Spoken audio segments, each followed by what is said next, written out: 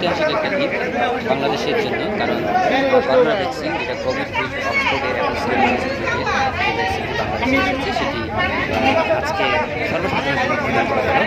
প্রথমে সেটা আজকে সরকারি স্বাস্থ্যমন্ত্রী উদ্বোধন করেছে হাসপাতালে, পরপর এই উদ্বোধনের জন্য আসেন স্বরাষ্ট্রমন্ত্রী এবং দুর্যোগ এনামুল হক।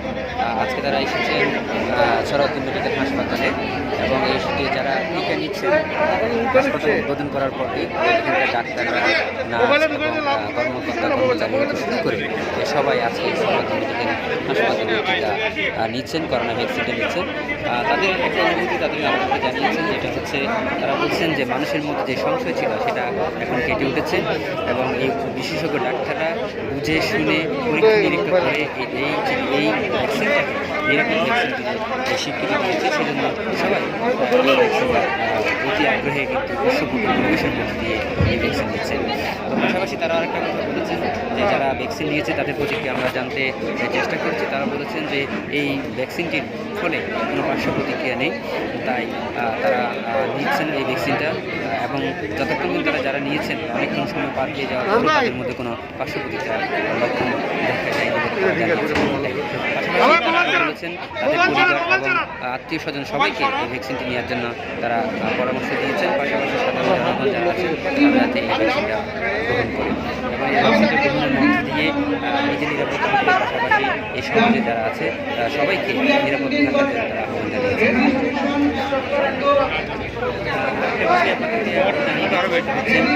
আজকে সারা বাংলাদেশে একযোগে বিভিন্ন হাসপাতালে এই ভ্যাকসিনটি গ্রহণ করা হচ্ছে।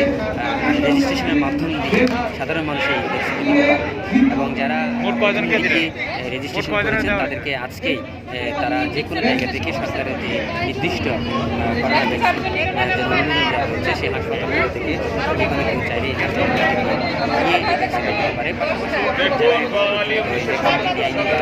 রেজিস্ট্রেশন করেনি তাদের বিভিন্ন প্রতিরোধ সংক্রমণ ব্যাধির বিরুদ্ধে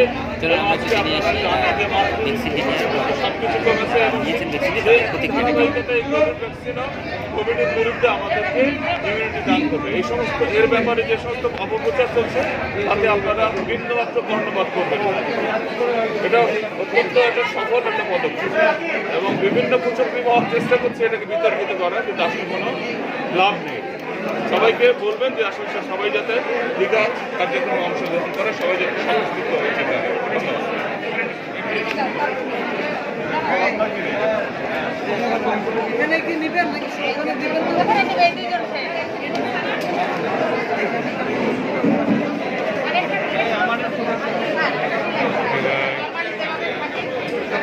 হাতটা নিচু করেন, আপনার বাম হাতটা নিচু করে দেন, আপনার হাতটা নিচু করে আপনার বাম হাতটা এইভাবে দেন।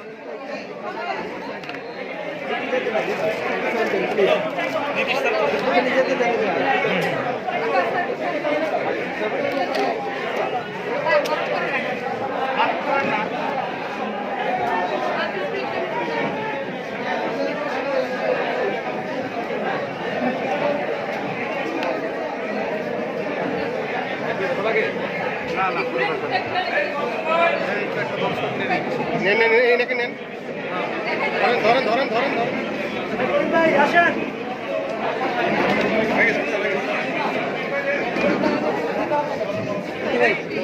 লাইট রে, লাল লাইটটা বন্ধ করি না, লাল লাইটটা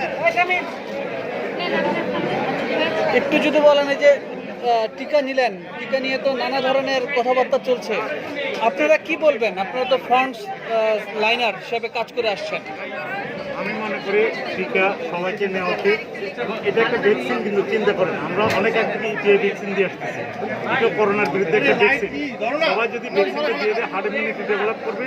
আমরা যেভাবে সফলে এসে বাংলাদেশে অনেক উন্নত কান্ট্রি দিতে পারবে। যে এই যে আজকে 7 তারিখ থেকে যে আজকে যে ভ্যাকসিন আরম্ভ হয়েছে, সবাই যখন টিকা দিয়ে দিবে তখন কিন্তু বাংলাদেশে সবাই প্রিভেনশন হিসেবে থাকবে। আমার মনে হয় সবাইকে আমাদের টিকা দেওয়া উচিত, এদের পার্শ্ব প্রতিক্রিয়া নাই বললেই সবাইকে ধন্যবাদ। একটু যদি বলেন যে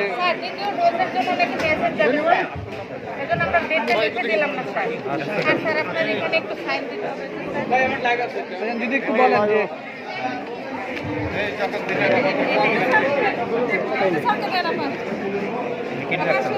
এই যে অনেক সংখ্যা অনেক কিছুর পরে টিকা অবশেষে নিয়েই নিলেন, কি বলবেন?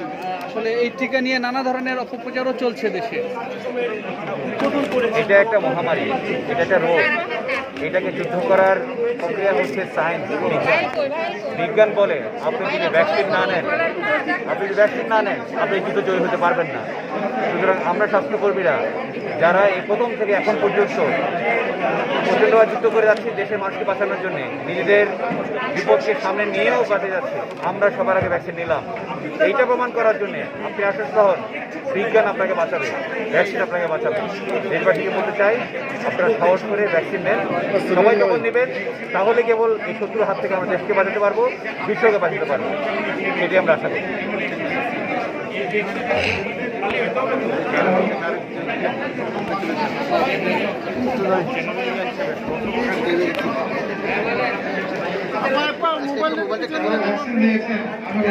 মোবাইলটা একটু ধরে নেন। নির্দিষ্ট অনুষ্ঠানে ভ্যাকসিন দেওয়ার পরে 15 মিনিট আপনারা রেখে বসে থাকবেন এবং নেক্সট 15 মিনিট আপনারা দিয়ে এখানে অবস্থান করবেন। অর্থাৎ আধা ঘন্টা কিন্তু আপনারা এখানে অপেক্ষা না করে আপনারা যাবেন না। এটা according to World Health Organization guideline, vaccinated হওয়ার পরে প্রথম 15 মিনিট ডেফিনেটলি বসে থাকবেন। নেক্সট 15 মিনিট আপনারা অপেক্ষা করবেন, অর্থাৎ আধা ঘন্টা অপেক্ষা না করে আপনারা এখান থেকে যাবেন না। উঠে দেবো হ্যাঁ